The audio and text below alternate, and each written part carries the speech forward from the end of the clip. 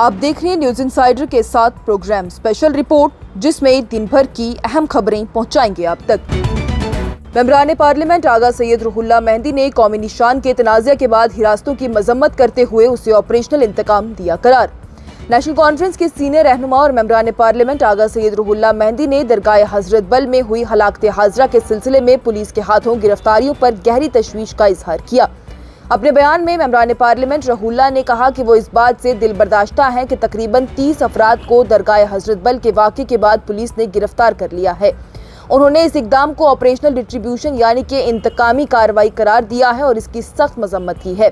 आगा Ruhollah ने कहा कि इस वक्त ज़रूरत ये थी कि हुकूमत सुलह और हमदर्दी का रास्ता इख्तियार करती, लेकिन अफसोस के साथ कहना पड़ता है कि इस इशू को गलत तौर पर कौमी वफादारी का टेस्ट बना दिया गया। उनका कहना था कि हिंदुस्तान का असल तस्वुर एक ऐसी जगह है जहाँ पर मजहबों और तहजीबों का इज्जत के साथ वजूद हो। दरगाह हजरत बल में लोगों के जज्बात से निकलने वाले रिएक्शन को एंटी नेशनल कहना न सिर्फ गलत है, बल्कि उससे मुल्क के दस्तूर और उसके बुनियादी असूलों के भी ये खिलाफ है। ये लोगों का बेवजह बदनाम करना है, खास करके कश्मीर की आवाम को बेवजह बदनाम करना है। रुहुल्ला ने वजाहत की है कि यहाँ नेशनल एम्बलम के वजूद पर नहीं, बल्कि उसके दरगाह जैसे मुकद्दस मकाम पर लगाए जाने के पीछे का मकसद पर सवाल उठता है। उन्होंने कहा कि ये सिर्फ एक प्लेक नहीं होता है, इसके पीछे ऐसी सोच और नीयत भी होती है जिसे समझने से जिम्मेदार लोग पहलू बचा रहे हैं। उन्होंने कहा कि सिर्फ उस प्लेग को तोड़े जाने को वेंडलिज्म कहना गलत है, जब तक कि उस अमल के पीछे मौजूद दर्द और जज्बात की तौहीन को न समझा जाए। दरगाह हजरत बल में पैदा हुई सूरत हाल असल में उन लोगों की वजह से हुई है जो कि इस अमल की अहमियत और नरमी को नहीं समझ पा रहे। मेंबरान पार्लियामेंट ने यह भी कहा है कि कानून सिर्फ एक पहलू का नाम नहीं होता, वो मुकम्मल सोच और इंसाफ का निज़ाम होता है। जहां एक तरफ लोग गिरफ्तार किए जा रहे हैं, वहीं दूसरी तरफ उन लोगों को क्यों नहीं पकड़ा जा रहा जो इस सूरत हाल के जिम्मेदार हैं। उनका कहना यह भी था कि ये किसी दूसरे मजहब या उनके अकीदे के खिलाफ बात नहीं है, बल्कि इस्लाम में साफ तौर पर मना किया गया है कि किसी भी जिंदा चीज का तस्वीर का या नक्श का मस्जिद में या इबादत गाहों में लगाया ना जाए। ये मना करना नेशनल एम्बलम के खिलाफ नहीं, बल्कि अपने मजहबी उसूलों के मुताबिक था। आखिर में रुहुल्ला ने ये उम्मीद का इजहार किया है कि जो लोग गिरफ्तार हुए हैं उन्हें जल्द अज जल्द रिहा किया जाए। उनकी जानिब से कहा गया कि वो इन अफराद और उनके खानदानों के साथ खड़े हैं जो कि इस वक्त बेचैनी और गम के आलम में हैं। उनकी दुआ है कि अकल और इंसाफ का बोलबाला हो। कांग्रेस रहनुमा राहुल गांधी की जानिब से वोट चोरी के इल्जाम पर इलेक्शन कमीशन और बीजेपी पर हमला तेज करते हुए न्यूज लेटर जारी किए गए। कांग्रेस की जानिब से बिहार में असेंबली इलेक्शन और स्पेशल इंटेंसिव रिवीजन यानी SIR एक्सरसाइज के हवाले से वोट चोरी के इल्जाम में अपनी मुहिम को मजीद ताकतवर कर दिया गया है। Leader of opposition Rahul Gandhi ने एक नए न्यूज लेटर लॉन्च किए हैं। इलेक्शन कमीशन ऑफ इंडिया और मरकजी हुकूमत में बैठी बीजेपी पर मिलकर इलेक्शन में छेड़छाड़ करने के इल्जाम लगाते हुए कांग्रेस की जानिब से एक्स पर एक पोस्ट करते हुए कहा गया है कि राहुल गांधी की वोट चोरी के खिलाफ मुहिम दिखाती है कि किस तरह इलेक्शन कमीशन और बीजेपी मिलकर आपका वोट चुरा रहे हैं और चुनाव को रिग कर रहे हैं। न्यूज लेटर में राहुल गांधी के 7 अगस्त के प्रेस कॉन्फ्रेंस का भी जिक्र किया गया, जहां उन्होंने कर्नाटक के महादेवपुरा असेंबली कॉन्स्टिट्यूएंसी में 1 लाख से ज्यादा फेक वोटर्स का दावा किया था। इस न्यूज लेटर में राहुल गांधी की वोटर अधिकार यात्रा का भी जिक्र हुआ है, जो कि बिहार में निकाली गई। इस यात्रा में इंडिया ब्लॉक के साथी और बिहार के leader of opposition Tejashwi Yadav भी उनके साथ शामिल थे। कांग्रेस के प्रेसिडेंट मल्लिकार्जुन खड़गे ने भी इलेक्शन कमीशन पर सख्त तनकीद की है और ये कहा है कि क्या इलेक्शन कमीशन बीजेपी का बैक ऑफिस बन चुकी है वोट चोरी के लिए। खड़गे ने कर्नाटक के आलंद कॉन्स्टिट्यूएंसी में वोटर फ्रॉड से मुतल्लिक मीडिया रिपोर्ट शेयर करते हुए कहा कि साल 2023 के इलेक्शन से पहले वहां हजारों वोटर्स के नाम लिस्ट से हटा दिए गए, एक सोफिस्टिकेटेड ऑपरेशन के जरिए जिसमें फॉर्म 7 का गलत इस्तेमाल हुआ। खड़गे ने कहा कि फरवरी 2023 में केस फाइल किया गया। इन्वेस्टिगेशन में 5,994 फेक एप्लीकेशन सामने आई जो वोटर फ्रॉड का सबूत है। कांग्रेस गवर्नमेंट ने उसके बाद CID प्रोब का हुक्म जारी कर दिया ताकि असल जिम्मेदारों को पकड़ा जा सके। कांग्रेस के मुताबिक ये सबूत दिखाते हैं कि वोट चोरी का काम सिर्फ एक सियासी साजिश नहीं, बल्कि एक ऑर्गेनाइज्ड प्लानिंग के तहत किया गया। पार्टी ने डिमांड की है कि इलेक्शन कमीशन अपना रुख साफ करे और जिम्मेदार अफराद के खिलाफ कड़ी कार्रवाई की जाए। बीजेपी की जानिब से राहुल गांधी के मलेशिया के दौरे पर तनकीद करते हुए उन्हें छुट्टी और राजदार मुलाकातों का लीडर करार देते हुए कांग्रेस के मनमोहन सिंह के 12 साल पुराने ट्वीट की याद दिलाई गई। बिहार असेंबली इलेक्शन के बीच बीजेपी ने कांग्रेस पर सख्त तनकीद करते हुए अपोजिशन लीडर राहुल गांधी के मलेशिया के सफर को लेकर सवालात खड़े कर दिए हैं।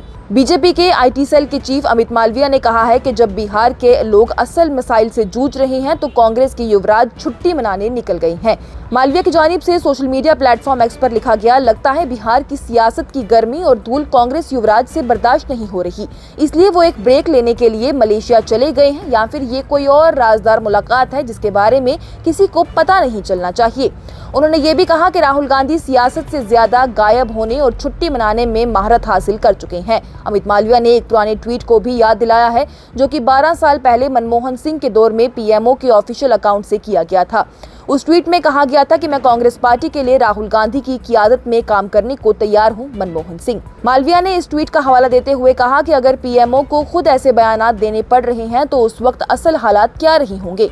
उनका कहना था कि ये कांग्रेस की लीडरशिप क्राइसिस और पॉलिसी कंफ्यूजन का सबूत है। राहुल गांधी ने अभी हाल ही में आरजेडी के लीडर तेजस्वी यादव के साथ मिलकर बिहार में वोटर अधिकार यात्रा निकाली थी, जिसमें उन्होंने इलेक्शन कमीशन के स्पेशल इंटेंसिव रिवीजन यानी SIR को बायस्ड और गैर जमहूरी करार दिया था। ये यात्रा 1 सितंबर को ही खत्म हुई है। बीजेपी ने पहले भी राहुल गांधी के फॉरेन टूर्स, खासकर के वियतनाम जैसे सफरों को लेकर पार्लियामेंट में सवालात उठाए थे। बजट सेशन के दौरान भी बीजेपी के सीनियर लीडर रविशंकर प्रसाद ने कहा था कि राहुल गांधी वियतनाम में होली मना रहे थे, नए साल पर भी वहीं थे, आखिर वियतनाम से इतनी मोहब्बत क्यों है, उन्हें जवाब देना चाहिए। अमित मालविया ने भी यही कहा कि राहुल गांधी एक अहम कॉन्स्टिट्यूशनल पोस्ट पर हैं, लेकिन उन्हें बार बार के राजदार सफर, वो भी पार्लियामेंट के सेशन के दौरान कौमी सलामती और सियासी जिम्मेदारियों पर सवाल खड़े करते हैं। बीजेपी ने यह भी याद दिलाया है कि जब मनमोहन सिंह का इंतकाल हुआ 26 दिसंबर को और मुल्क में 7 रोज का सोग मनाया जा रहा था, तब भी राहुल गांधी वियतनाम चले गए नए साल का जश्न मनाने के लिए। बीजेपी का कहना था कि गांधी ने सिंह की वफात को भी सियासी फायदा उठाने का जरिया बना लिया, लेकिन मौन पीरियड के दौरान देश से बाहर ही चले गए। दरगाह हजरत बल में पेश आए वाक़े में कई रद्द-ए-अमल सामने आ रहे। बीजेपी के कई लीडरान की जानिब से सख्ती से की जा रही मजम्मत। श्रीनगर के मशहूर हजरत बल दरगाह में अशोका एम्बलम यानी कि कौमी निशान को नुकसान पहुंचाने का वाकया सामने आया, जिसके बाद सियासतदानों और हुकूमती अफराद की तरफ से सख्त रद्द-ए-अमल भी देखने को मिला। बीजेपी के रहनुमा शाहनवाज हुसैन की जानिब से इस वाक़े को अफसोसनाक करार देते हुए कहा गया कि अशोका सिंबलम किसी की भी मजहब का निशान नहीं है, बल्कि हमारा कौमी निशान है। उनका कहना था कि उमर अब्दुल्ला गलत बयान दे रहे हैं। ये निशान सिर्फ सरकारी इदारों में नहीं बल्कि हर जगह पर लगता है जहां हुकूमत का काम होता है। इस पर सियासत करना नफरत फैलाने जैसा है, जो कि बिल्कुल कबूल नहीं होगा। दूसरी तरफ मरकजी वजीर किरण रिजिजू की जानिब से भी इस तोड़फोड़ की सख्त मजम्मत की गई और कहा गया कि हजरत बल दरगाह अमन का पैगाम है। यहाँ अशोका एम्बलम को नुकसान पहुंचाना सिर्फ और सिर्फ कौमी सिंबलम की तौहीन नहीं है, बल्कि इस मुकद्दस जगह के अमन और एक जुक्ति के पैगाम पर भी हमला है। यह बयान उनकी जानिब से एक्स पर पोस्ट करते हुए दिया गया, वो भी उस वक्त जब जम्मू कश्मीर वक्फ बोर्ड की चेयरपर्सन डॉक्टर दरख्शान अंद्राबी की जानिब से इस वाक़े को टेररिस्ट अटैक करार दिया गया और जिम्मेदारों के खिलाफ कड़ी कानूनी कार्रवाई की मांग की गई। एक वायरल वीडियो में देखा गया कि कुछ लोगों ने इनॉग्रेशन स्टोन पर बने अशोका एम्बलम को खराब किया, ये कहकर कि तस्वीर बनाना इस्लाम के असूलों के खिलाफ है। बीजेपी के चीफ स्पोक्सपर्सन सुनील सेठी की जानिब से भी प्रेस कॉन्फ्रेंस में कहा गया कि यह वाकया एक सोची समझी साजिश है ताकि कश्मीर में नफरत और बेचैनी फैलाई जा सके, जैसे कुछ 1990 में किया गया था। उन्होंने कहा कि एक नेशनल सिंबल पर हमला है जो कि हर हिंदुस्तानी की शिनाख्त होती है, चाहे उसका मजहब कोई भी हो। उनकी जानिब से नेशनल कॉन्फ्रेंस के कुछ सियासतदानों पर इल्जाम लगाया गया कि उन्होंने सोशल मीडिया पर अफवाहें और भड़काऊ पैगामात देकर लोगों के जज्बात को भड़का दिया है। जम्मू कश्मीर में मौसमी हालात से पहुंचे शदीद नुकसान में हुकूमत की गफलत बेनकाब हो चुकी है। जम्मू कश्मीर प्रदेश कांग्रेस कमेटी के सदर का बयान।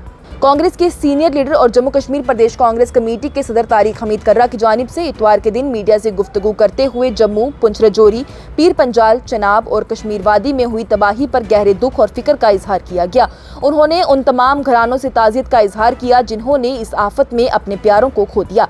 तारिक कर्रा ने हुकूमत की गफलत और लापरवाही को जिम्मेदार ठहराते हुए खासतौर पर चश्मे माता और वैष्णो देवी माता जैसे मकामात पर इंसानी जिंदगियों के नुकसान के बावजूद हुकूमत की बेहसी की सख्त मजम्मत की। उनका कहना था कि हुकूमती निज़ाम की नाकामियां खुली तौर पर सामने आ चुकी हैं और इन मसाइल पर बात भी की गई है। उन्होंने कहा कि इस तबाही से किसान, ज़मीन के मालिक, कारोबारी लोग, गहराइयों के मालिक, फसलें और पब्लिक इंफ्रास्ट्रक्चर सबको बड़ा नुकसान हुआ है। उनकी जानिब से ये भी कहा गया कि जम्मू और श्रीनगर में चल रहे स्मार्ट सिटी प्रोजेक्ट खुद तबीयत यानी नेचर से बेनकाब हो चुके हैं। अगर किसी ने और सरकार की नाकामियां नहीं दिखाई हैं तो फितरत ऐसी है कि खुद ही दिख गई। तारिक करा ने सेंट्रल और स्टेट दोनों हुकूमतों के तरक्की प्रोजेक्ट्स को नाकिस और अधूरा करार दे दिया। माता वैष्णो देवी और चश्मे माता के वाकयात पर सरकारी इंक्वायरी कमेटी से भी वो मुतमईन नहीं नजर आए। उनका कहना था कि इन कमेटीज में वो लोग शामिल हैं जो पहले भी किसी कमेटी का हिस्सा रहे हैं, लेकिन उनकी रिपोर्ट्स अब तक पेंडिंग है और ऐसे लोगों को दोबारा किसी इंक्वायरी का हिस्सा बनाना निजाम का मजाक उड़ाना है।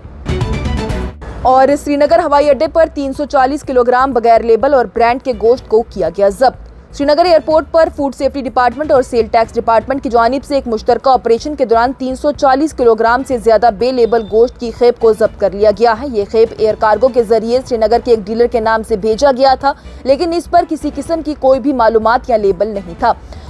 ऑफिशियल्स के मुताबिक ये बेलेबल गोश्त चेकिंग के दौरान ही कार्गो सेक्शन में मिला, जिसे फौरन ही जब्त कर लिया गया। Food and drug controller Jammu Kashmir की कमिश्नर समिति सेठी ने इस कार्रवाई की तस्दीक करते हुए कहा कि ऑपरेशन अभी भी जारी है और मजीद तफसीलात जल्द ही आ जाएगी। इससे पहले भी अगस्त के महीने में फूड सेफ्टी डिपार्टमेंट ने श्रीनगर और दूसरे इलाकों में कई रेड्स किए थे, जहां लगभग 12,000 किलोग्राम गैर मियारी और गलत लेबल वाले खाने की आइटम्स तबाह किए गए थे। एक रेड में टीमों ने गंदे और गैर सेहतमंद गोश्त और बेकरी आइटम्स भी काबू में किए थे, जबकि कई दुकानदारों को फूड सेफ्टी रूल्स की खिलाफवर्जी पर नोटिस दिया गया था। ऑफिशियल्स का ये भी कहना है कि ये तमाम कार्रवाइयां जम्मू कश्मीर में सेहतमंद और महफूज खुराक की फरामगी को यकीनी बनाने के लिए शुरू की गई है। ये प्रोग्राम आप तक पहुंचाने में हमारे साथ ताउन किया है ग्लोबल इनोवेशंस ने। नजरिया तरक्की की तरफ, हिंदुस्तान की सबसे बड़ी और भरोसेमंद एजुकेशनल कंसल्टेंसी। आज की स्पेशल रिपोर्ट में इतना ही। दीजिए इजाजत। लेटेस्ट अपडेट्स के लिए देखते रहिए न्यूज़ इनसाइडर 24/7।